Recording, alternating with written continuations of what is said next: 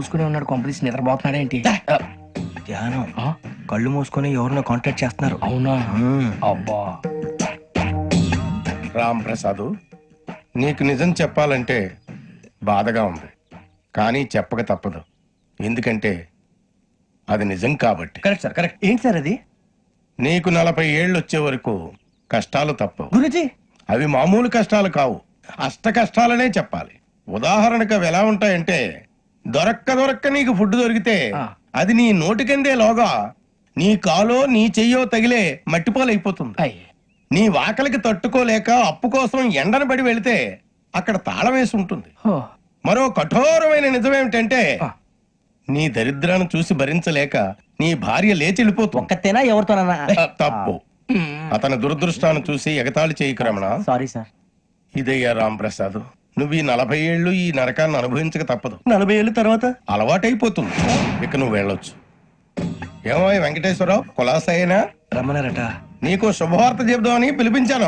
ఏంటి గురుజీ? నీకు శుక్రమహాదశ ప్రారంభం అవబోతుంది. అంటే శనిగా సెట్ అయిపోయినట్టేనా? ఆల్మోస్ట్ అయిపోయినట్టే. మీరంతా టోపీలు పెట్టుకునే ఉద్యోగాలు కూడా చేసుకుంటారు. ఇప్పటిదాకా మేమందరికీ టోపీలు పెట్టాం గానీ మాకు మేమే టోపీలు పెట్టుకుంటాం ఎప్పుడు అనుకోలేదు గురుజీ.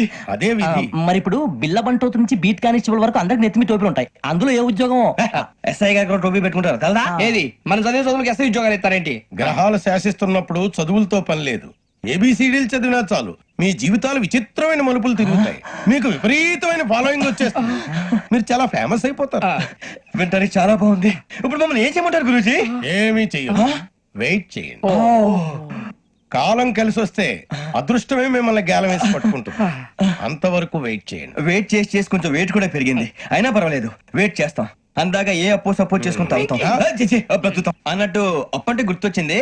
అప్పు మీద మీ అభిప్రాయం ఏంటి గురూజీ? ఏంటరా కింద నుంచి మీకు ఎదుగుతున్నాను రా. ఇక్కడేం చేస్తున్నారు?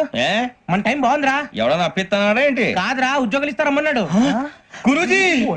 చూసారా, చౌదరిగా చెప్పింది నిజమే. మరి శుక్రమాదేశ్ మొదలైంది. ఇంతకీ ఎవరా మహానుభావుడు? నమస్కారం. నమస్తే. అయినరా నేను చెప్పింది? ఆహా, సాక్షాత్ ఎంప్లాయ్మెంట్ ఎక్స్చేంజ్ నడుచుకుంటూ వస్తున్నట్టు ఉంది. పదండి పట్టేద్దాం.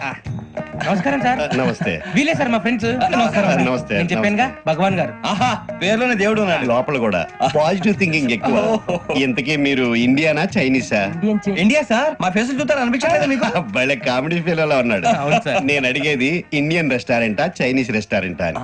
నేనేది ఓపెన్ గా డిస్కస్ చేయను కదా. పేరు చూసుకుల్లో డిస్కషన్ పెడతాడు అనుకుంటే వీటేంట్రా హోటల్ అంటున్నాడు. బాబు ఎట్ ఫీల్ అవుతున్నాడు. అంతా మీ ఇష్టం ఉంటున్నాడు సార్. ఫస్ట్ చైనీస్ రెస్టారెంట్ కి వెళ్దాం. నెక్స్ట్ అక్కడ డిసైడ్ చేద్దాం. చాలా ఇబ్బంది పడుతున్నట్టున్నారు. నువ్వు చేత్తో తినే బాబు. నేను జనరల్ గా చైనీస్ ప్రిఫర్ చేస్తాను. ఫ్యాట్ కంటెంట్ తక్కువ ఉంటది కదా. రేపు నుంచి మేము కూడా ఇదే ఫాలో అవుతాం. ఇంతకీ మీకు స్టీల్ ప్లాంటా, షిప్ యార్డా, ఏషియాడా, జింక, బంకా? హెచ్పిసిఎల్. ఇవన్నీ దేనికి సార్? దేనికేంటి? ఉద్యోగం చేయడానికి. మీకు ఎందులో కావాలో చెప్పండి. నేను అమలపోతున్నారా? ఏంటయ్యా డిస్కషన్స్? మాకు నీ ఛాయిస్లు ఉంటాయి అనుకోలేదు. మీరు సడన్ గా జింకు బంకు అంటే సింక్ అవడానికి కొంచెం టైం పట్టింది. అదే అదే జేసీ గారు టోపీలు పెట్టుకుని ఉద్యోగం అన్నారుగా. వీటిలో టోపులు పెట్టుకునే జాబ్లు ఎక్కడ ఉన్నాయండి? అన్నిటిలోనే ఉంటాయి, వాటిలో కూడా ఉంటాయి. వాచ్మెన్ ఉద్యోగం కావాలా? ఇంతకీ మీరు అనే జాబ్ ఏంటి సార్? నేను చెప్పేది టోపులు పెట్టుకునే ఉద్యోగం కాదు, టైల్ కట్టుకునే ఉద్యోగం. అది టైల్ కట్టుకోవటం మాకు రాదు. వాళ్ళు కడతారులే. ఇంతకీ మీకు జిఎం కావాలనా, ఏ జిఎం కావాలనా? అతను పిలుస్తున్నాడు చూడు బాబు. జిఎం అడిగితే ఎలా ఉంటుందంట? ఏజీఎం అంటే వెంటనే కొంచెం పెద్దదిగా ఉంది. ఏజీఎం ఇప్పించండి సార్. అనుకున్నాను నువ్వు ఇది అడుగుతావని. జిఎం అంటే జనరల్ మేనేజర్, ఏజిఎం అంటే అసిస్టెంట్ జనరల్ మేనేజర్. తూచండి, మాకు జిఎంఏ కావాలి సార్. అది సరే కానీ భగవాన్ జీ, ఈ ఉద్యోగాలకి టోపులు పెట్టుకుని వెళ్ళొచ్చా? నీ ఇష్టం వచ్చినట్టు వెళ్ళొచ్చమ్మా. అయితే నాకు జింక్ లో నాకు స్టీల్ ప్లేట్, నాకు బంకులో గానీ. కన్ఫ్యూజ్ చేయగానే ఆయన్ని అందరికీ ఒక చోట ఇప్పించండి సార్. కలిసి పని చేసుకుంటాం. జీతం ఎంతండి? 30,000 అంటే 40,000. వడ్డీ ఎంత?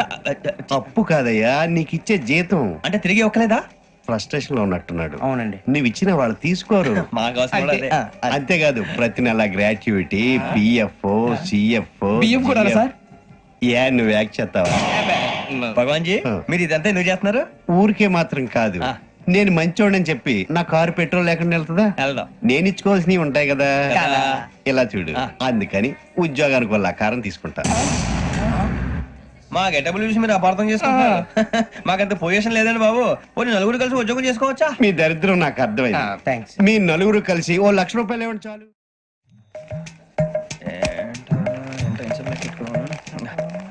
ఇవ్వండి. భగవాన్ జీ మీతో నాకు కుదరదండి, మీరు తేడా మనుషుల్లా ఉన్నారు. చూడటానికి అలా కనపడతాం కానీ తేడా మనుషులు కాదండి. ఇది ఎంతో లెక్క పెట్టండి. 5,000 తగ్గిందండి.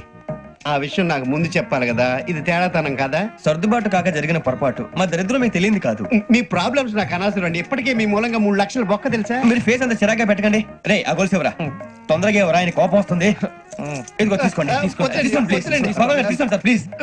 భగవాన్ గారు మీ కోపం తగ్గిందా? కోపం కాదు వెంకటేశ్వర గారు, ఎందుకో భరించలేను, అది నా బలహీనత. ఇవన్నీ వదిలేయండి, ఇంకోసారి పొరపాటు జరగదు. మేము ఎప్పుడు జాయిన్ చెప్పండి, కొత్త బట్టలు కొనుక్కోవాలి. మీరు ఆ పనిలో ఉండండి. పొద్దున్నే గుడికి వెళ్ళి 9:30 కల్లా, మొన్న వచ్చారే ఆ ఆఫీస్కి వచ్చేయండి. మీ అపాయింట్మెంట్ ఆర్డర్స్ రెడీగా ఉంటాయి. 8:30కి వచ్చేస్తాం. మీరు వచ్చిన వాళ్ళ తలుపులు తీరు. మీ కంగారు నేను అర్థం చేసుకోగలను. ఇంతకాలం పని లేక స్తంభించిపోయిన మీ జీవితాలు ఇక నుంచి వేగం పుంజుకుంటాయి. ఆయన ఉన్నారా? ఎవరు? భగవాన్ గారు. మీరెవరు? ఆయన క్లోజ్ ఫ్రెండ్స్. సరే లోపల రండి. పదా? సార్ వీళ్ళు భగవాన్ క్లోజ్ ఫ్రెండ్స్ అంటారు. సరే నువ్వు వెళ్ళు, నేను మాట్లాడతా. సార్ మీరంతా భగవాన్ స్నేహితులా? అవును, అలాంటి స్నేహితులు ఉన్నందుకు గర్వపడుతున్నాం. సరే ఏంటి సంగతి? ఏముంది, మా అపాయింట్మెంట్ ఆర్డర్ చేస్తే పట్టుకులు చేరిపోతాం. ఈ రోజు గురు పౌర్ణమి, మంచి రోజు. అపాయింట్మెంట్ ఆర్డర్ ఏంటి? మీకు అందాల్సిన నీకు అందనట్లేదు. ఏంటది? ఏంటంటావేంటి? ఒక్కోడు 10,000 ఇచ్చాం. భగవాన్ గారి హెల్పింగ్ నేచర్ కాబట్టి తక్కువ రేటుకి ఒప్పుకున్నాడు. ఇంతకీ ఇది ఏ ఆఫీసో మీకు తెలుసా? తెలుసుకోవాల్సిన అవసరం మాకు లేదు. కానీ చెప్పాల్సిన అవసరం మాకుంది. యాంటీ కరప్షన్ బ్యూరో, అంటే అవినీతి నిరోధక శాఖ. లంచం తీసుకోవటమే కాదు, ఇవ్వటం కూడా నేరం. మీ భగవాన్ గారు ఒక 420. మా బాబుకి ఇన్ని తిట్లు వచ్చిన విషయం నిన్నే తెలిసింది నాకు. ఇంతవరకు మా బాబు నా ఒట్టుమే చేయలేదని మీ అందరితో గర్వంగా చెప్పుకునేవాడిని. First time man handing record 5,000 తక్కువే నా గోల్ చెలుగు లాగేస్తాడు. అరే కోపడకండి రా, వాడు ఇక్కడే దొరుకుతాడని మా ఫ్రెండ్ చెప్పాడు. తొక్క దొరుకుతాడు. మీకు జింక్ లో కావాలనా, బంక్ లో కావాలనా, స్టీల్ ప్లాంట్ లో కావాలనా, షిప్ యార్డ్ లో కావాలనా? అంటే ఎక్కడ పడితే అక్కడ ఇప్పిస్తారా సార్? ఎక్కడ పడితే అక్కడ, ఎలా కావాలంటే అలా చేసుకుందాం, ఇబ్బంది ఏమీ లేదు. ఆపరేషన్ లో కావాలనా? అవి గేమ్స్ కదా సార్. ఆ స్పోర్ట్స్ కోటాలు ఏవయ్యా? ఏమైంది సార్? ఉద్యోగాలు ఇప్పించమని ఎంట పడుతున్నారు. నువ్వు టచ్ లో ఉండు, ఫోన్ చేయ. అలాగే సార్.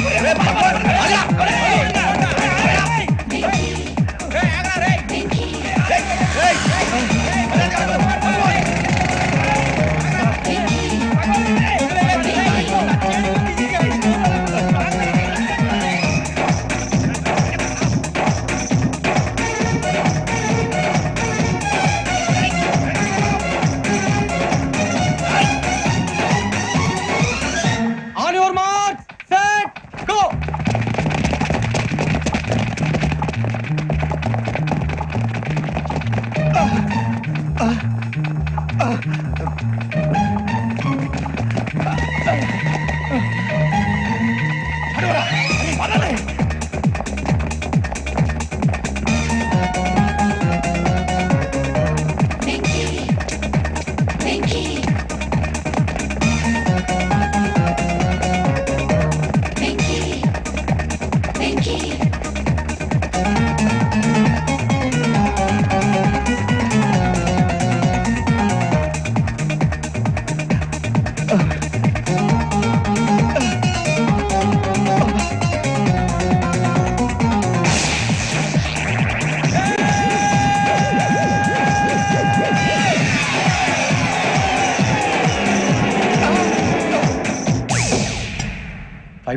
అవును సార్.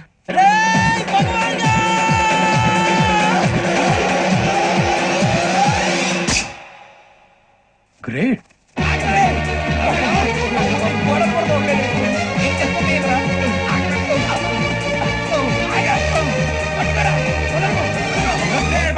మీ నలుగురు సెలెక్ట్ అయ్యారు. దేనికి? ఎస్ఐ సెలక్షన్స్ లో మీరు ఫిజికల్ టెస్ట్ అన్ని పాస్ అయ్యారు.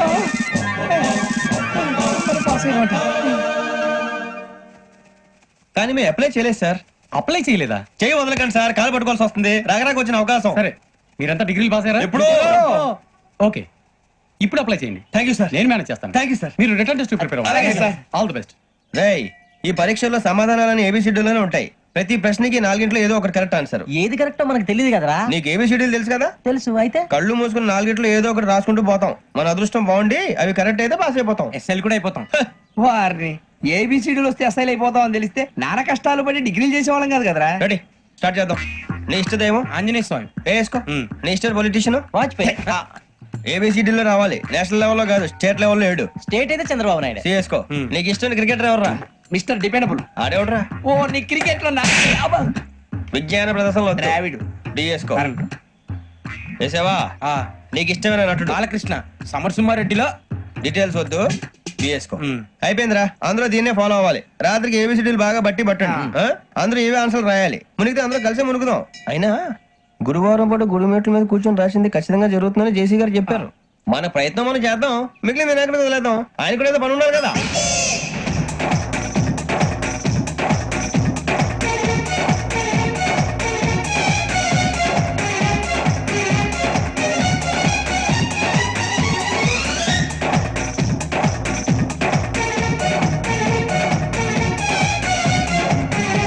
ఏమిటి అప్పుడే వెళ్ళిపోతున్నారు? మేము దేవుడిని నమ్ముకున్నాం, అందుకే ఫాస్ట్. వాళ్ళని నమ్ముకున్నారు, అందుకే లేట్. అర్థం కాల. మా కాన్సెప్ట్ నీకు అర్థమైతే గుండా సత్తావు. వస్తా.